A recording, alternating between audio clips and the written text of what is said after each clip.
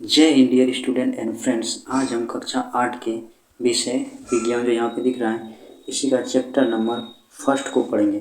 अगर आपको और भी किसी क्लास का वीडियो चाहिए तो कमेंट में ज़रूर बताएं, हम उसको अपलोड ज़रूर करेंगे। तो आइए, हमारा यह चैप्टर क्या है, विज्ञान। तो इसी को हम फर्स्ट नंबर चैप्टर है उसको पढ़ेंगे। तो देखिए, आज हमारा ये फर्स्ट नंबर चैप्टर है। चैप्टर का नाम क्या है, दहन और ज्वाला, चीज़ों का जलना। तो यही हमारा फर्स्ट नंबर चैप्टर है, इसी को आज हम पढ़ेंगे। तो आइए हम इसको स्टार्ट करते हैं। तो देखिए, यहाँ पे आप एक शब्द देख रहे हैं, दहन। दहन का मतलब होता है किसी चीज़ का जलना, और ज्वाला, ज्वाला मतलब जो उसको जलाता है, एक तरह से आग का धब्बा, उसे क्या बोलते हैं, ज्वाला।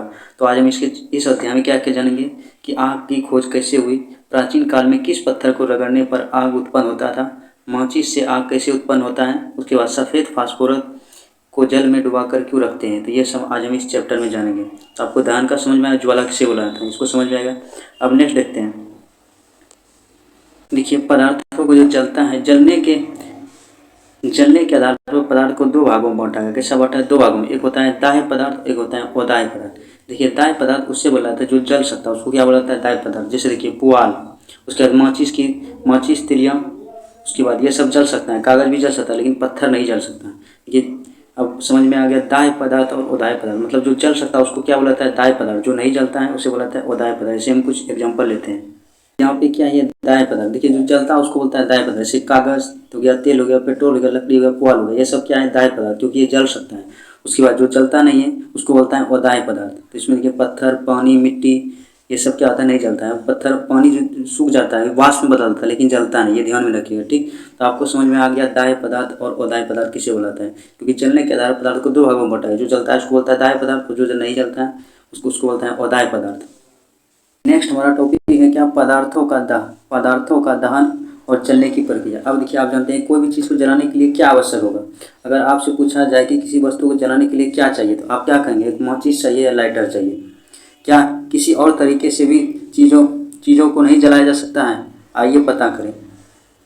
यहाँ पे आप देख रहे हैं, ये क्या है, ये हमारा है हैंड लेंस। क्या है ये, हैंड लेंस। आप ये अक्सर इसको देखे होंगे आप। देखिए, इसमें क्या होता है, जब इसको जिस दिन धूप उगता है, अब धूप में जब इसको रखिएगा और इसके नीचे अगर कागज रखेगा, उसमें क्या होता है, इसका जितना भी सूर्य का किरण इस पर जितना भी पड़ता है, वो क्या करता है, एक जगह इकट्ठा करके उसको क्या कर देता है, एक जगह पूरा उसको ऊर्जा को एकत्रित करता है। इससे कारण आप इसको देखिएगा तो ये गर्म लगेगा।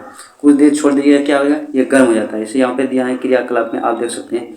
आपके आसपास अपने आसपास के दो पत्थर उठाइए, इन्हें कसकर आपस में रगड़िए और छूकर देखिए। उसमें क्या होता है, जब पत्थर को आप रगड़ते हैं उससे भी क्या, घर्षण के कारण क्या होता है, अग्नि उत्पन्न हो जाता है।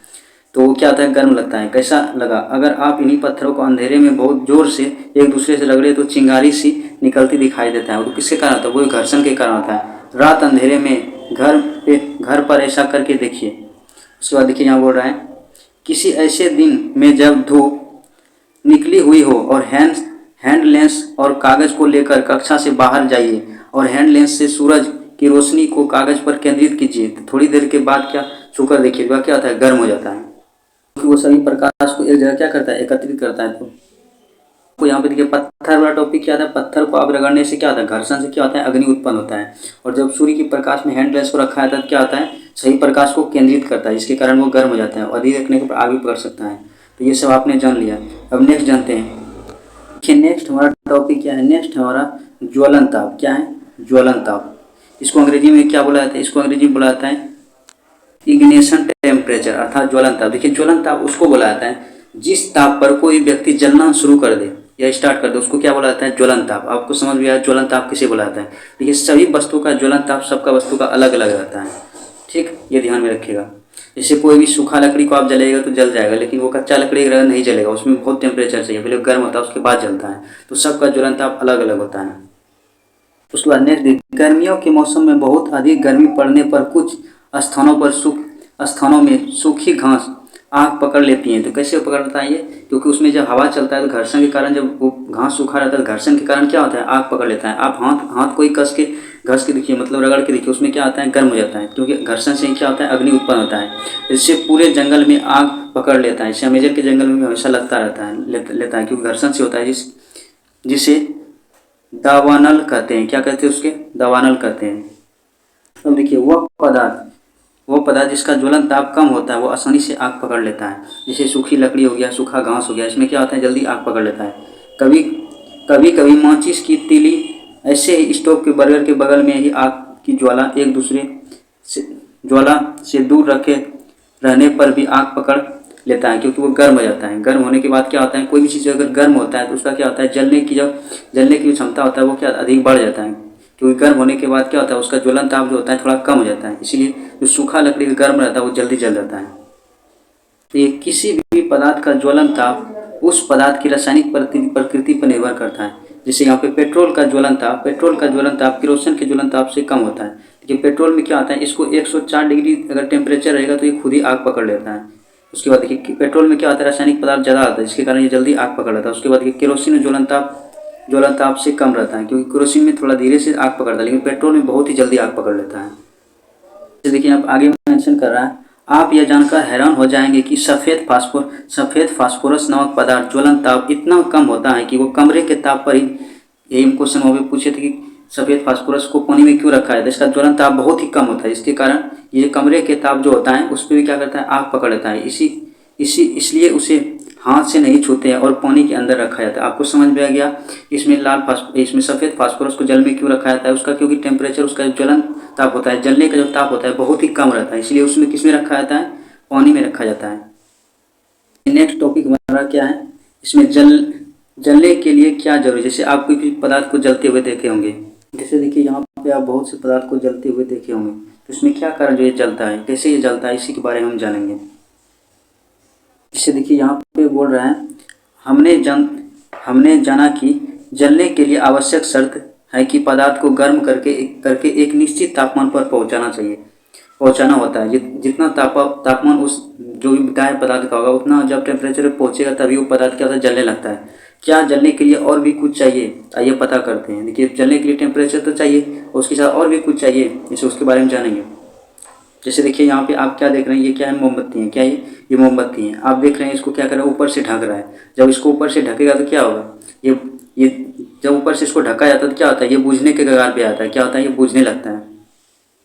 यहाँ पे लिखा आप मेज पर जलती हुई मोमबत्ती के ऊपर कोई बड़ा सा जार या बोतल रखिए। अवलोकन कीजिए कि आप पाएंगे कि मोमबत्ती कुछ देर बाद बुझ जाती है। ऐसा क्यों होता है। दूसरी बार जब आप अपनी जलती मोमबत्ती को जार से ढकते हैं तो जब उसकी ज्वाला बुझने की स्थिति में आने लगती है उस समय जार हटा लेता है। मतलब जब बुझने लगता है क्या करता है, उसको जार हटा लेता है।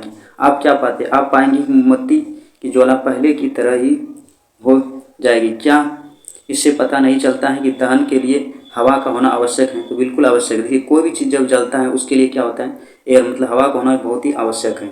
देखिए दो चीज़ होता है, एक तो जो जलेगा उसका जलावन मतलब दाह्य पदार्थ जो जल रहा है, जैसे लकड़ी जल रहा है उसके लिए दाह्य पदार्थ आवश्यक होना चाहिए। उसके बाद जितना टेम्परेचर वो लकड़ी जलता है उतना टेम्परेचर पे उसको पहुंचना चाहिए और ऑक्सीजन की उपस्थिति रहना चाहिए, तभी वो पदार्थ जलेगा। तो यही यहाँ पे निष्कर्ष निकलता है। अब नेक्स्ट देखते हैं कि यहाँ पे एक क्रियाकलाप है, इसको हम समझने का कोशिश समझते हैं। तो यहाँ पे इसको हम देखते हैं। देखिए क्रियाकलाप 3 में इसमें बोल रहा है कागज की कटोरी बनाकर पानी गर्म करना। मतलब क्या कर रहा है, जैसे यहाँ पे नीचे से मोमबत्ती को आग दे रहा है, ये कागज का कटोरी है, उसमें क्या है, पानी है, इसको गर्म कर रहा है। देखिए गर्म करने के दौरान ये जलता नहीं है। अब कैसे नहीं जलता है उसको हम बताएंगे इसमें। देखिए क्या आप यह जानते हैं कि पानी को जल की कटोरी में गर्म किया जा सकता है। इसके लिए कागज की कटोरी बना लीजिए तथा उसे जलती हुई मोमबत्ती के पास ले जाइए। आप देखेंगे कि कागज जल जाएगा। अब आप एक और कटोरी बनाइए और उसे पानी भरकर मोमबत्ती की लौ के ऊपर ले जाए। क्या कागज की कटोरी जलने लगेगी? तो बिल्कुल नहीं जलेगा। देखिए अब कैसे नहीं जलेगा, कागज की कटोरी नहीं जलेगी। आप जानते हैं कि कागज की कटोरी से ऊष्मा का संचरण जल में होता है। मतलब कागज का जो कटोरी है इसका जो ऊष्मा का संचरण जल में होता है, ठीक, जल में होता है और कागज जलने से बच जाता है। इसमें देख लीजिए इसमें क्या हो रहा है, इसमें कागज पे इसमें जो ऊष्मा दे रहा है, तो इसमें कागज में नहीं, इसमें जल में इसका ऊष्मा का संचरण हो रहा है, इसलिए कागज बच जा रहा है और पानी भी गर्म हो रहा है। तो उससे बस हम समझ सकते हैं जितना टेम्परेचर भी जलता है यहाँ पे नीचे से, जितना टेम्परेचर इसको मिल रहा है उतना टेम्परेचर उधर से वो ठंडा भी हो रहा है, इसलिए क्या होता है, जलता नहीं है। और ऊष्मा का संचरण किस में हो रहा है, पानी में हो रहा है, इसीलिए क्या हो रहा है, कागज जलने से बच रहा है। तो ये इसमें बताना चाह रहा था ये। अब नेक्स्ट टॉपिक, नेक्स्ट हमारा आपने देखा होगा, देखिए इसमें लकड़ी वाले चूल्हे में कुछ खाली स्थान छोड़ देता है। जैसे पिक्चर में दिख रहा है यहाँ पे, इसमें क्या कर रहे हैं, थोड़ा सा जगह छोड़ रहा है ताकि उसमें क्या हो, हवा का प्रवेश हो, क्योंकि कोई भी चीज़ को जलने के लिए उसमें एयर का होना बहुत ही आवश्यक है, इसीलिए ऐसा इसमें छोड़ा जाता है। उसके बाद नेक्स्ट बोल रहा है केरोसिन वाले स्टोव में एक छिद्र युक्त लोहा गोल वलयाकार की रचना होती है, जिससे होकर नीचे से हवा प्रवेश होता है, जिससे बर्नर में केरोसिन तेल से भीगे कपड़े की बत्ती में तेल को जलने में मदद करता है। तो इसमें क्या करता है, इसमें भी वो स्टोव में जो रखा जाता है, इसमें जैसे पिक्चर में दिख रहा है, इसमें भी क्या करता है, उसमें जो वलयाकार रखा है तो उससे क्या होता है, उसमें एयर दिया जाता है, हवा दिया जाता है ताकि वो जल सके, क्योंकि विदाउट हवा के बिना हवा के वो जल नहीं सकता। उसके बाद गैस स्टोव बर्नर में कई छोटे छोटे छिद्र होते हैं, जिससे हवा प्रवेश करती है और ईंधन को जलने में मदद करता है। गैस स्टोव में और सही होता है तभी, क्योंकि किसी भी चीज़ को जलने के लिए हवा का उपस्थिति बहुत ही जरूरी है। उसके बाद नेक्स्ट टॉपिक है हमारा, देखिए यहाँ पे मेंशन किया है, दहन को जलने के लिए वायु की आवश्यक होता है, वायु होना आवश्यक है, तभी वो क्या होगा, जल पाएगा।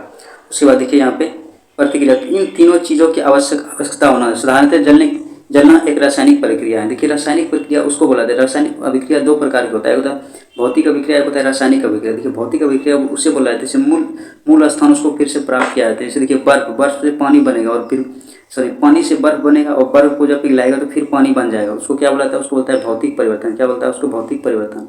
उसके बाद रासायनिक परिवर्तन उसको बोला जाता है जिसमें मूल अवस्था उसको फिर से प्राप्त नहीं किया जाता, जैसे लकड़ी का जलना, अगर जल जाएगा उससे पुनः लकड़ी नहीं बनेगा, इसको क्या बोलेंगे, रासायनिक अभिक्रिया। इसीलिए बोल रहे हैं जलने के कोई भी चीज़ का जलना जो वो कैसा अभिक्रिया है, रासायनिक अभिक्रिया है, केमिकल रिएक्शन है। उसके बाद देखिए ज्वलनशील पदार्थ का होना। देखिए कोई भी चीज़ को जलने के लिए क्या, एक ज्वलनशील पदार्थ का होना, मतलब जो जलेगा उसका होना आवश्यक है। उसके बाद नेक्स्ट क्या है, नेक्स्ट है ज्वलन ताप तक पहुंचना, मतलब जो भी पदार्थ है वो कितना टेम्परेचर पे जलेगा उतना टेम्परेचर पे पहुंचना, तभी वो पदार्थ जल सकता है।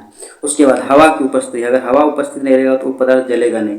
तो आप समझिए तीनों का होना आवश्यक है, तभी भी किसी भी चीज़ में आग पकड़ेगा और जलेगा।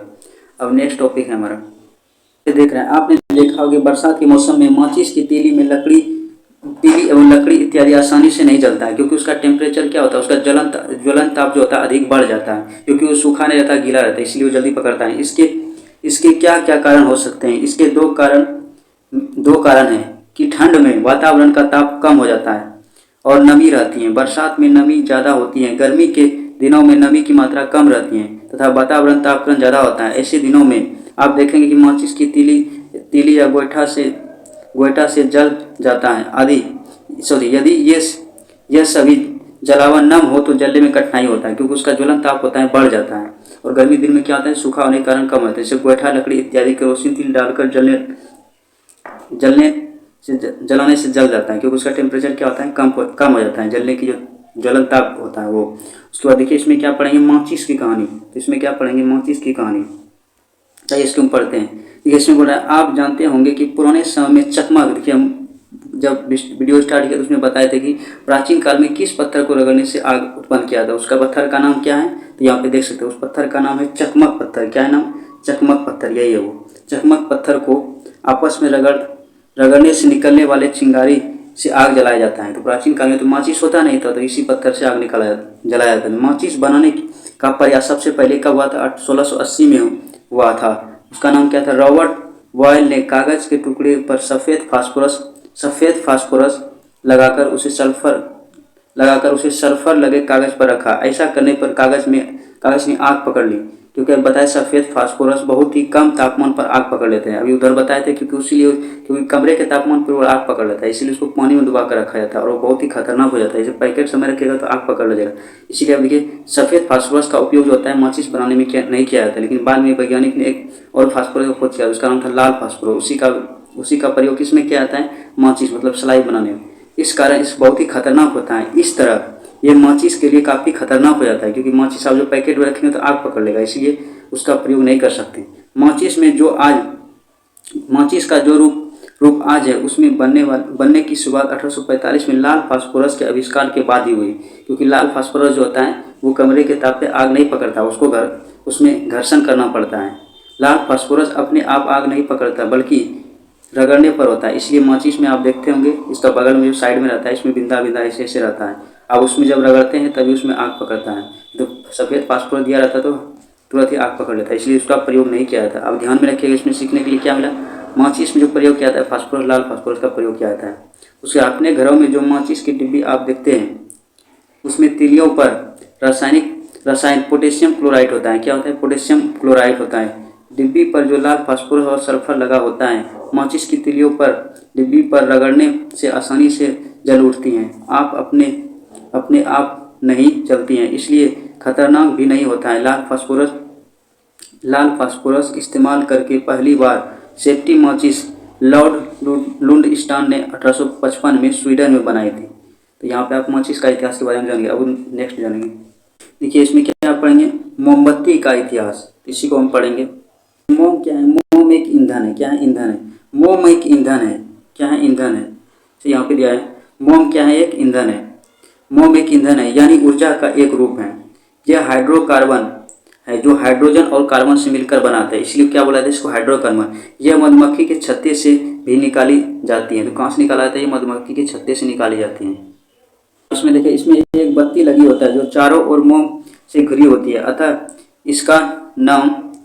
इसका नाम पड़ा मोमबत्ती, क्योंकि उसके बीच में क्या रहता है, बत्ती रहता है, इसीलिए इसका नाम क्या पड़ा, मोमबत्ती पड़ा। नेक्स्ट टॉपिक है हमारा, आग पर नियंत्रण कैसे करें। देखिए ये बहुत ही इंपॉर्टेंट टॉपिक है, ये बहुत ही अच्छी तरह से समझिएगा, क्योंकि आग से बचने का ये सबसे आसान उपाय, मतलब आग को कैसे बुझाया जा सकता है उसके बारे में इसमें बताया गया है। तो आप इसको बहुत ही ध्यान से समझिएगा। देखिए ज्वलनशील पदार्थ को यहाँ पे बोला, क्या आपके निकटतम शहर या नगर में फायर ब्रिगेड स्टेशन है। देखिए फायर ब्रिगेड क्या होता है, ये आग पे कंट्रोल किया जाता है, आग को बुझाने के लिए इसका काम आ जाता है। क्या कभी आपने आग बुझाते देखा है। साधारणतः वह आग पर जल डालती है। क्या करता है, जब वो फायर ब्रिगेड बुलाता है उसको आग पे जल डालता है। जल ज्वलनशील पदार्थ को ठंडा करता है। क्या करता है, ज्वलनशील पदार्थ ठंडा करता है। ऐसा करने पर आग का फैलाव बंद हो जाता है। क्या होता है, जब उसमें जल डाला तो क्या होता है, इसका आग का फैलाव कम होता है। इस प्रक्रिया में जलवाष्प बनती हैं। क्या बोलता है, इस प्रक्रिया में जो जलवाष्प बनती हैं वह बाहरी वायु की आपूर्ति को बंद कर देता है। क्योंकि हम बताए थे जब किसी पदार्थ को जलने के लिए उसमें ऑक्सीजन की आवश्यकता बहुत ही जरूरी है, तभी वो कोई चीज़ जलेगा। लेकिन जब जल डालते हैं उसमें क्या होता है, उसमें जो बाहर से उसको वायु प्राप्त हो रहा है वो क्या होता है, बंद हो जाता है, इसीलिए उसमें आग डाला जाता है। और क्या होता है, और आग बुझ जाता है। आग का फैलाव को रोकने के लिए इन तीन में से किसी एक का काम करना पड़ेगा। जैसे यहाँ पे मेंशन किया हुआ है। देखिए अगर आग को बुझाना तो पहला क्या है, उसमें दाह्य पदार्थ को हटा दे, मतलब जो पदार्थ उसमें जल रहा है आग में उसको पहले हटा देना। उसके बाद ऑक्सीजन की आपूर्ति बंद कर दे, क्योंकि ऑक्सीजन के बिना कोई पदार्थ जल ही नहीं सकता है। उसके बाद नेक्स्ट, उसके ज्वलन ताप को बढ़ा दो। क्या करता है, जो भी कम टेम्परेचर पे जल रहा है उसमें जब आप ज्वलन ताप उसको बढ़ा दीजिए, मतलब उसमें जल डालिएगा तो क्या होगा, उसका ज्वलन ताप बढ़ जाएगा, इससे क्या होगा, आग बुझ जाएगा। आइए अब आग को बुझाने वाले यंत्र जिसे अग्निशामक कहा जाता है। क्या कहा जाता है, अग्निशामक कहा जाता है। इसके बारे में ये दो तरह के होते हैं। कैसा होता है, दो तरह का होता है जो आग बुझाने का काम आता है।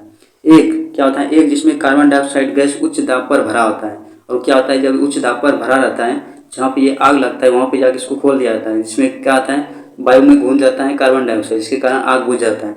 दूसरी, कांच के एक शीशी में अम्ल और जिस पर पात्र के कांच का बोतल रखा होता है जिसमें सोडियम बाइकार्बोनेट का विलयम रखा होता है। आग बुझाने की प्रक्रिया में जब कांच की बोतल का मुंह तोड़ा जाता है तब यह अम्ल सोडियम बाइकार्बोनेट से प्रक्रिया कर कार्बन डाइऑक्साइड बना देता है। यह आग हवा के संपर्क को तोड़ देता है, इसके कारण आग बुझ जाता है। इसीलिए आप देखे होंगे ये बहुत सा, जैसे आप सरकारी आदेश के अनुसार कार्यालय, संस्थान, मल्टी स्टैंडर्ड बिल्डिंग में इन सभी इन्हें रखना आदि आवश्यक है। अब बैंक सब में देखे होंगे, तो इससे क्या होता है, आग को बुझाया जा सकता है। के नेक्स्ट बोला है, कुछ सावधानियों को ध्यान देना आवश्यक है। देखिए नॉर्मल आग जो होता है वो तो पानी डालने से बुझ जाता है और कार्बन डाइऑक्साइड की आपूर्ति से भी क्या बुझ जाता है। लेकिन जहाँ बिजली की आग लगी हो वहाँ पानी का उपयोग नहीं हो सकता है, नहीं किया जा सकता है, क्योंकि बिजली का आग पानी उसको बुझा नहीं सकता है। क्योंकि बिजली का आग को बुझाने के लिए किसका प्रयोग किया जाता है, कार्बन टेट्राक्लोराइड। किसका किया जाता है, कार्बन टेट्राक्लोराइड, CCl4। किसका किया जाता है, CCl4 कार्बन टेट्राक्लोराइड। ये ध्यान में रखिएगा, बिजली से लगी आग को किससे बुझाया जाता है, कार्बन टेट्राक्लोराइड का। उसके बाद इसमें देखिए क्यों नहीं डालना चाहिए, अब जानेंगे। यहाँ तेल नहीं डालना चाहिए। उसके बाद जहाँ तेल की आग लगा हो वहाँ पानी नहीं डालना चाहिए। क्यों अब देखिए क्यों नहीं डालना चाहिए पानी, देखिए पानी तेल से भारी होता है, क्या होता है, पानी तेल से भारी होने के कारण नीचे चले जाते हैं और आग बुझ नहीं पाता है। इसलिए जब जहाँ पे तेल का आग लगा हो वहाँ पानी नहीं डालना चाहिए, क्योंकि पानी नीचे चला जाता है, आग तो जला ही रह जाता है, इसीलिए वहाँ पे पानी नहीं डालना चाहिए। वहाँ पे क्या कार्बन डाइऑक्साइड की ऑक्सीजन की आपूर्ति को कम करना चाहिए, तब वो क्या होता है, मतलब बुझ जाता है। आप पेट्रोल पंप के नज़दीक बाल्टी में बालू रखा देखे होंगे, आप जरूर देखे होंगे। जरा सोचिए ऐसा क्यों, क्या आप, तो उसमें क्या होता है, जब जहाँ पे आग लगता है तो क्या कहते हैं, बालू छिड़ता है, बालू छिड़ने से क्या होता है, उसका ऑक्सीजन की आपूर्ति बंद हो जाता है, इसके कारण आग बुझ जाता है।